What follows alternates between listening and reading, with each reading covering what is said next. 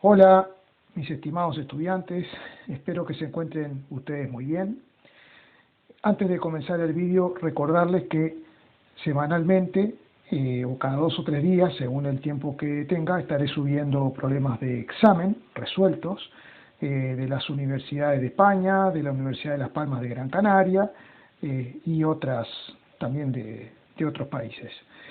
Este es tu canal de física para poder aprender y poder aprobar, y es un canal altruista que lo que busca es cambiar un poco los resultados nefastos que se obtienen en los exámenes de física en las universidades. Por eso, seamos altruistas, vamos a darle like al vídeo, vamos a suscribirnos y a compartirlo, y de esta forma, si el canal crece, podemos apoyar a más gente que lo necesita, al igual que ustedes que están viendo este vídeo. Bueno, vamos ya con el vídeo. Aquí se nos muestra un circuito, ¿no?, de corriente, y nosotros tenemos que identificar dentro de qué tema estamos aquí, si estamos dentro de un circuito de corriente continua o dentro de un circuito de corriente alterna. El hecho de que nos pongan estos rectangulitos y las zetas, esto me lleva a pensar que estamos en un circuito de corriente alterna, porque en corriente alterna, con la letra Z, denominamos a la impedancia que se mide en ohmios. Eso por un lado. Por otro lado, este generador, aquí no nos dice mucha cosa, porque si fuera un generador de corriente alterna, debería tener aquí una especie de ondita, ¿no? Debería tener esto, que estoy marcando aquí en la fuente, pero nos damos cuenta en la letra que dice que el voltaje, se refiere al voltaje de la fuente, viene dado por esta expresión. Entonces, ¿qué nos están diciendo? Que es un voltaje que depende del tiempo, porque depende de la función seno de omega por el tiempo. Omega, esto no es W, aquí dice W, pero en realidad es omega, es la frecuencia angular de la corriente alterna. Entonces, como este voltaje varía sinusoidalmente con el tiempo, asumimos que es un voltaje alterno y por lo tanto estamos dentro del tema de corriente alterna. Bien, al mismo tiempo, vamos a aclarar un poquito otra cosa también que es interesante. Las impedancias Z1, Z2 y Z3 nos la dan escrita en forma compleja, en forma de binomio. Cuando tenemos la impedancia escrita de esta forma, esta es la parte real y esta es la parte imaginaria. Es decir, si nosotros fuéramos a representar esta impedancia, tendríamos que hacerlo de esta forma. La parte real, que es S2, la parte imaginaria, que es el 4J, y entonces esta parte real de 2 ohmios correspondería a una resistencia, y esta parte imaginaria, como es positiva, el 4J, correspondería a una reactancia inductiva, XL, que también se mide en ohmios. Si tuviéramos algún signo de menos, estaríamos hablando de una reactancia capacitiva, y entonces el diagrama sería así, de esta forma. Y esto sería una reactancia capacitiva. La diagonal de este triángulo será el valor o módulo de la impedancia Z1. Esto vamos a borrarlo porque no corresponde. La cual, si quisiéramos tener el valor de la impedancia, saber el módulo de la impedancia, lo que tendríamos que hacer es aplicar Pitágoras en este triangulito, ya que al tener un ángulo recto, aquí en esta esquinita es válida el teorema de Pitágoras. Bien, entonces tenemos 3 impedancias que están en serie, y están en serie porque son atravesadas por la misma corriente eléctrica. Toda la corriente que pasa por Z1 pasa por Z2 y también pasa por Z3. Entonces están conectadas en serie. Nos preguntan la lectura del amperímetro y la lectura del batímetro. ¿El amperímetro qué mide? El amperímetro va a medir siempre la intensidad eficaz de la corriente eléctrica. Cuando tenemos una corriente alterna originada por una FEM o por un voltaje alterno, como es el caso, sinusoidal, la corriente hace lo siguiente. Supongamos que en un momento, en un instante, vale 0. Luego la corriente empieza a aumentar, en este sentido horario, digamos, aumenta, aumenta, aumenta, llega a un valor máximo y luego empieza a descender. Desciende, desciende, hasta que vale 0. Luego la corriente se invierte y empieza a aumentar, aumenta, aumenta, hasta que llega a un valor máximo o de pico, y luego decrece hasta que vale 0 y luego se repite el ciclo cambiando de sentido. Entonces, como es una corriente que varía de dirección, sentido y además varía su valor en el tiempo, es una corriente que depende del tiempo. Y varía sinusoidalmente o cosinusoidalmente. Entonces, ¿qué quiere decir? Que va a tener un valor máximo, porque la función seno o coseno, nosotros podríamos representarla así, y tanto la función seno de omega t, seno de omega t en función del tiempo, tiene un valor máximo y un valor mínimo, siempre. Entonces, ¿qué es lo que me mide el amperímetro? El amperímetro mide la intensidad eficaz que la conseguimos de esta forma a la intensidad máxima, que sería cuando el seno o el coseno alcanzan su valor máximo, la intensidad máxima, dividido entre raíz de 2. Eso es lo que me mide el amperímetro, la intensidad eficaz. Cualquier valor eficaz, por ejemplo, un voltaje eficaz, el voltaje eficaz de la fuente, vamos a calcularlo, el voltaje eficaz de la fuente, del generador de tensión, sería el voltaje máximo dividido entre raíz de 2. El voltaje máximo es 60 por raíz de 2, que es lo que precede al seno de omega t. Es decir, esta función, que es una función del tiempo, depende del tiempo, pero como está el omega t dentro de una función seno, y la función seno está acotada, y lo más grande que puede valer el seno es 1, cuando el seno de omega t valga 1, el voltaje en la fuente tendrá su valor máximo, que corresponde a lo que me queda multiplicando al seno omega t, que vale 1, o sea, 60 por raíz de 2, esto es el voltaje máximo de la fuente. O sea que sería 60 por raíz de 2 sobre raíz de 2, esto me da 60 volts. Y ese es el voltaje eficaz. Si yo conectara un voltímetro aquí, si conectara un voltímetro entre los extremos de la fuente, ese voltímetro mediría esos 60 volts que estoy indicando ahí. Bueno, vamos a comenzar con el ejercicio ahora.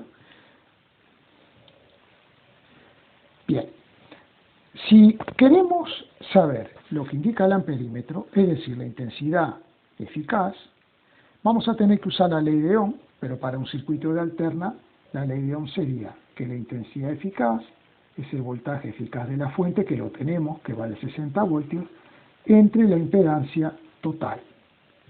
Impedancia total. Cuando las impedancias están en serie, simplemente la impedancia total es la suma. Z1 más Z2 más Z3. Y para la suma nos conviene mantener la forma binómica, en la cual están expresadas esas impedancias en forma compleja. Entonces, la impedancia total nos quedaría 2 más 4J más 8 más 2J más 10 más 14J. Entonces, ¿cómo tenemos que hacer esto? Pues la parte real la sumamos y la parte imaginaria la sumamos algebraicamente. Entonces esto nos da 20 más 20J ohm. Si queremos representar esa impedancia, tendríamos que hacerlo de esta forma. Tenemos una parte real, que serían estos 20 ohmios, que es la parte resistiva, 20 ohmios, Y luego tenemos una parte imaginaria, que es la parte reactiva, que correspondería a una reactancia inductiva XL, que valdría 20 ohm también. Y esto que nos queda aquí es la impedancia Z. Vamos a calcular la impedancia Z total. Vamos a calcularla por Pitágoras. Sería raíz cuadrada de 20 al cuadrado más 20 al cuadrado, que es 2 por 20 al cuadrado raíz cuadrada, y esto sería raíz de 2 por raíz de 20 al cuadrado. Entonces la impedancia total nos da 20 por raíz de 2 ohm. De manera que ahora podemos calcular la lectura del amperímetro, o sea, la intensidad eficaz, que serían los 60 volts entre 20 por raíz de 2. Entonces, eso nos estaría dando, vamos a hacer la cuentita, y sería 60 dividido 20 por raíz de 2, nos da 2,12. Bueno, 2,1 redondeando, 2,1 amper sería la corriente eficaz que nos indica el amperímetro. Bien, una cosa interesante es lo siguiente. Vamos a poner aquí que la intensidad eficaz nos dio 2,1 amper, y tenemos que la impedancia Z total, la vamos a anotar ahí arriba, vale 20 por raíz de 2. Vamos a observar lo siguiente.